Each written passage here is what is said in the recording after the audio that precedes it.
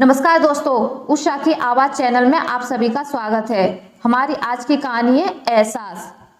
दीदी को जब पता चला कि वह गर्भवती है तो खुशी के मारे आंसू आ गए। उन्हें रोकना भी तो संभव नहीं था।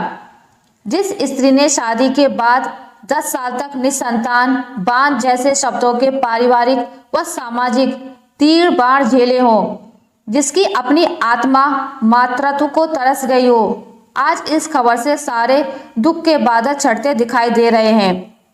वो क्षण अद्भुत सुखद आभास देते हैं और सबसे बड़ी खुशी अपनी ही कोख में पल रहे अपने प्रतिबिंब के प्रति उमड़ता मातृत्व भाव, जो स्त्री को अपने आप में पूर्णता की अथाह खुशी देता है।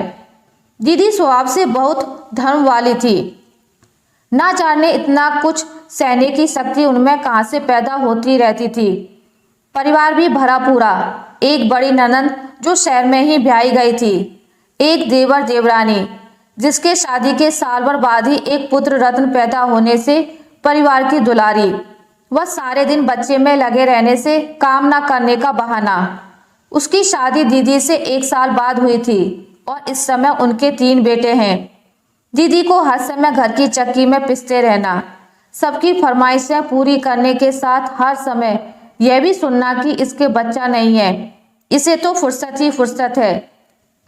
एक बार दीदी देवरानी के रोते बेटे को चुप कराने लगी, जो किसी हाल में चुप होने का नाम ही नहीं ले रहा था।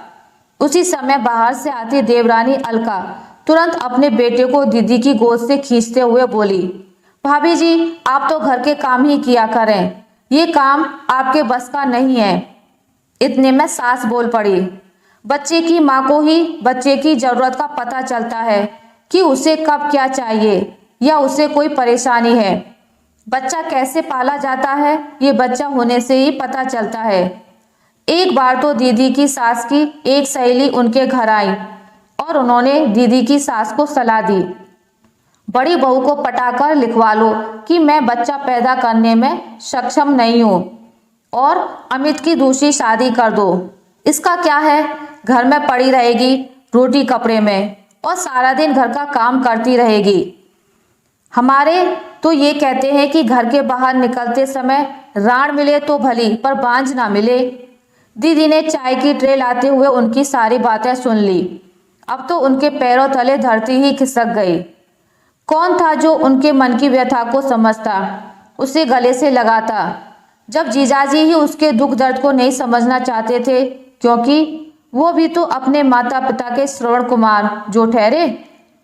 बीवी की आवश्यकताओं और परेशानियों से दूर, पर औरत का यह रूप देखकर मेरा मन ग्लानि से भर उठा। सच, आज औरत की दुर्दशा करने वाली औरत ही है और कोई नहीं। लेकिन मैं भी दीदी की कोई मदद नहीं कर पा रही थी, बस उनके दुख दर्द को सुनकर एहसास भर कर लेती थी और जब तक उन्हें हिम्मत दिलाती रहती। हर बार यही कहती रहती, दीदी सब दिन एक से नहीं होते, हर रात के बाद सुबह की एक नई किरण आती है। मैं दीदी की छोटी बहन तनु, 2 वर्ष पहले मेरी शादी सोहम के साथ हुई थी। संयोग से 7 महीने पहले ही सोहम का तबादला भी यहाँ हो गया था। मैं भी जबलपुर कॉलेज से त्यागपत्र देकर यहीं गर्ल्स कॉलेज में लेक्चरर के पद पर कार्य करने लगी थी। मेरे यहाँ आने के बाद दीदी बहुत संतुष्ट नजर आती थी और इस खबर के बाद तो वह हमेशा मुझसे कहती रहती थी कि तनु, तेरे कदम तो मेरे लिए बहुत मुबारक हैं। दीदी के 2 महीने बाद ही मैंने भी कंसीव कर लिया था। मेरा व दीदी का मिलना होता रहता था। ना जाने ये बदलाव स्वार्थवश स्थायी या अस्थायी था। एक दिन हम दोनों का खाना दीदी के घर था।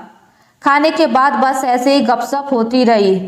दीदी की सास बोली, तनु, तुम्हारी दीदी भी तुम्हारा साथ देने के लिए इतने समय से प्रतीक्षा कर रही थी। और हाँ तनु, अब तो तुम्हें भी नौकरी छोड़नी पड़ेगी।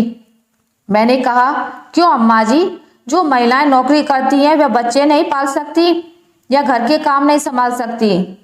और दीदी वाली गलती मैं नहीं कर सकती।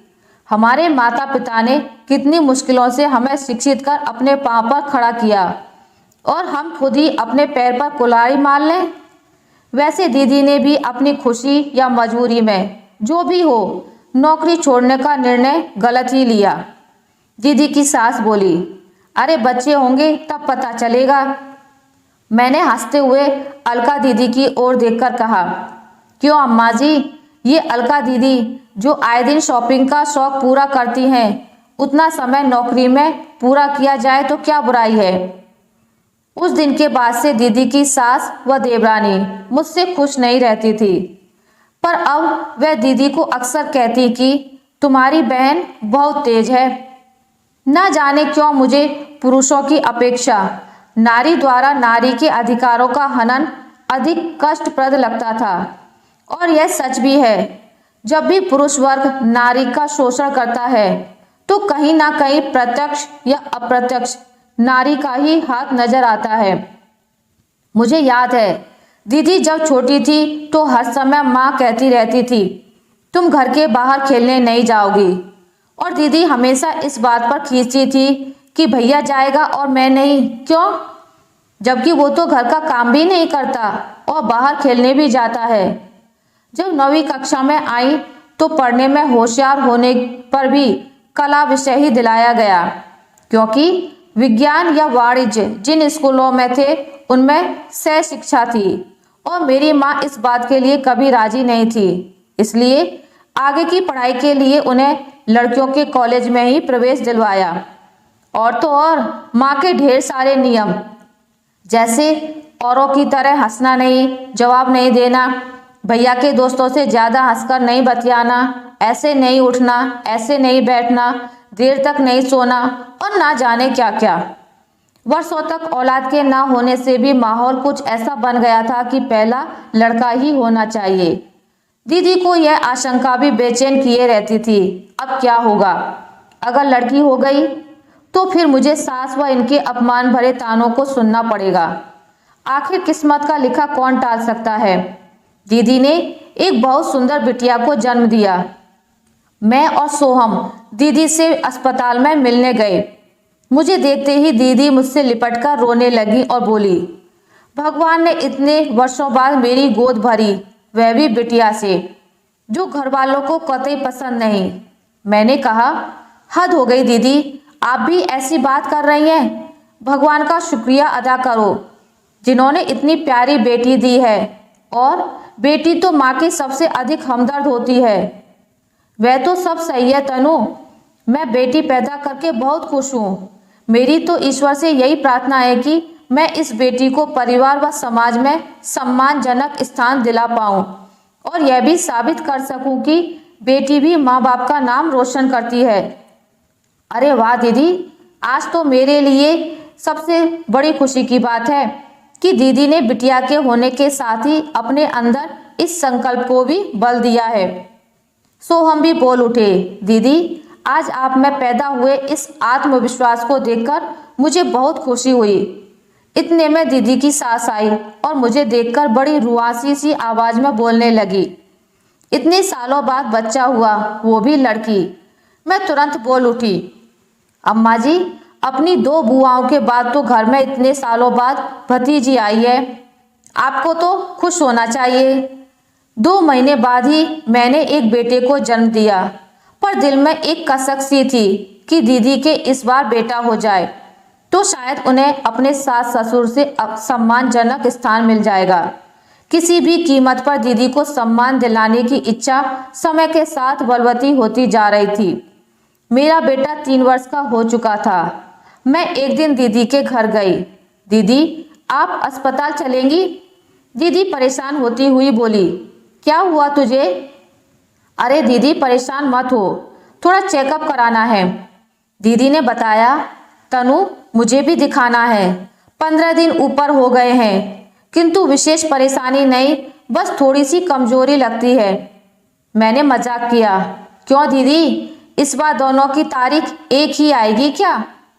डॉक्टर ने दोनों का चेकअप किया, बड़े ही आश्चर्य से बोले, क्या बात है, दोनों के बीच बस हफ्ते का ही फर्क है, क्या योजना प्रेगनेंसी है? मैंने कहा, डॉक्टर साहब ऐसी बात तो नहीं, महज एक इत्तेफाक है, पर सुखद है। अब मैं अक्सर दीदी को याद दिलाती रहती थी, देखना दीदी, इस बार आपको बेटा और मेरी बेटी होगी। दीदी के घर जाती उनके ससुराल वाले व जीजाजी के साथ हमेशा शर्त लग जाया करती कि इस बार दीदी को बेटा ही होगा।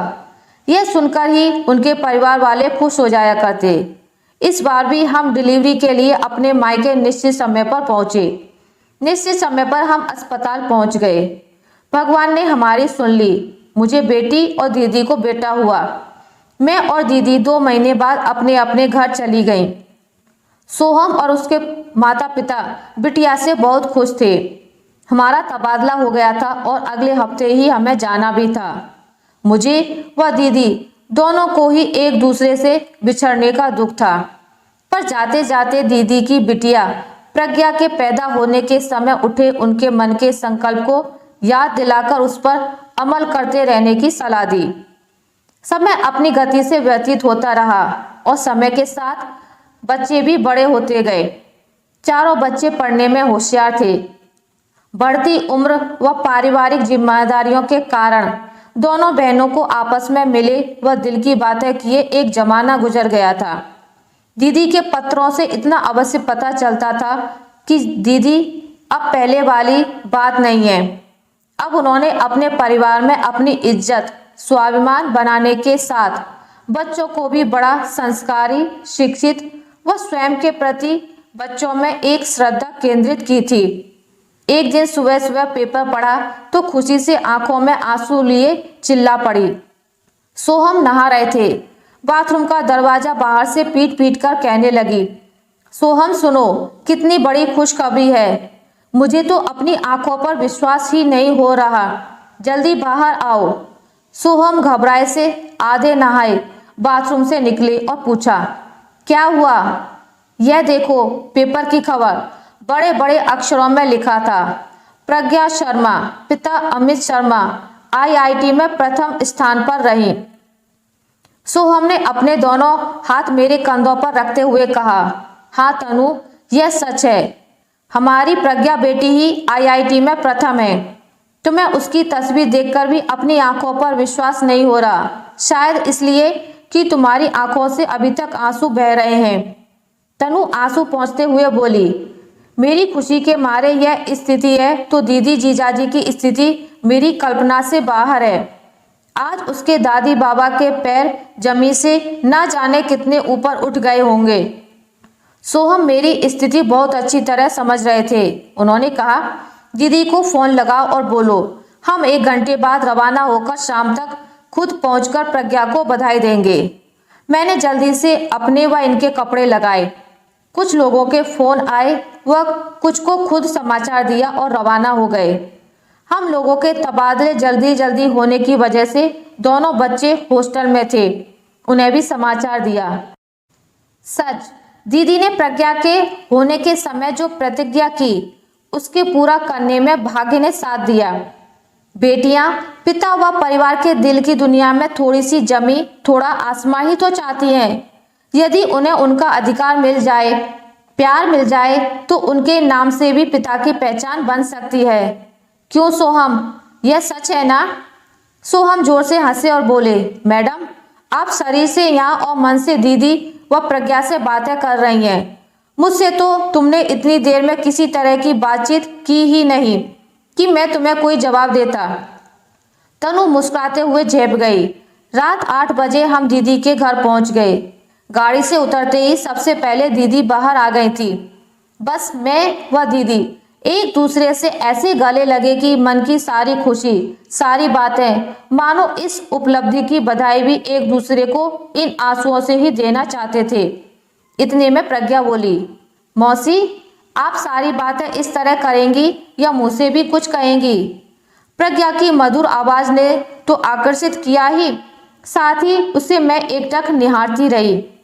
कितनी सुंदर लग रही थी। प्रज्ञा के चेहरे पर विश्वास की चमक, सादगी की खूबसूरत अदा, शालीनता से पहले लिबास पर लंबे लंबे बालों की चोटी। क्या इसी लड़की ने आईआईटी में सर्वोच्च स्थान प्राप्त किया है? उसने मेरे पैर छुए व आशीर्वाद में मैंने उसे अपने सीने से लगाया और गौरवान्वित महसूस किया। एक नारी की उपलब्धि ने संपूर्ण नारी को सम्मानित किया है। आज प्रज्ञा की उपलब्धि ने सारे परिवार की धारणा बदल दी। इस परिवार में आने वाली पीढ़ियों तक लड़की को अभिशाप नहीं माना जाएगा। आज जीजाजी भी बोले। प्रज्ञा के साथ साथ उसकी माँ को भी बधाई की पात्र हैं। इतने में दीदी की सास भी बोल पड़ी, भाई अगर बेटियां ऐसी होनहार निकल जाएं तो बेटों के लिए क्यों परेशान होना पड़े। अम्मा जी, आप यह बात कह रही हैं? जिस दिन प्रज्ञा पैदा हुई थी सबसे ज्यादा दुख आपको ही था। उसके पिता व दादा तो उसे 1 महीने तक देखने भी नहीं आए थे। आज इस खुशी के मौके पर पता नहीं दीदी को अचानक क्या हो गया और उन्होंने उस राज से पर्दा उठा दिया जो सिर्फ मुझे और डॉक्टर माथुर को पता था। वो बोली, मेरे व प्रज्ञा के प्रति आप लोगों के अपेक्षापूर्ण व्यवहार से तनु ने अपनी जान पर खेलकर सामान्य प्रसव को भी ऑपरेशन से करवाकर आपकी दूसरी पोती के बदले अपना बेटा मेरी गोद में डाला। दीदी की यह बात सुनकर सबके साथ मैं भी अवाक रह गई, पर अनायास मेरे मुंह से निकला, नहीं दीदी नहीं, यह सच नहीं है। आज मुझे बोलने दे तनु, मुझे डॉक्टर माथुर से सब पता चल गया है। आज हमारे परिवार व समाज को भी पता चले कि एक नारी के प्रति नारी सम्मानजनक स्थिति पैदा कर उसे खुशी भी दे सकती है। नहीं दीदी नहीं, इसमें मेरा भी तो स्वार्थ था। मुझे अपना परिवार पूरा करने के लिए प्रज्ञा जैसी सुंदर बिटिया चाहिए थी। परिवार के सभी लोगों की आंखों में पश्चाताप के आंसू साफ देखे जा सकते थे। आशा करती हूँ आपको मेरी आज की कहानी अच्छी लगी होगी। अगर आपको मेरी ये कहानी अच्छी लगी है तो इसे लाइक करें, ज़्यादा से ज़्यादा शेयर करें और अगर आप मेरे चैनल पर नए हैं तो इसे सब्सक्राइब करना ना भूलें।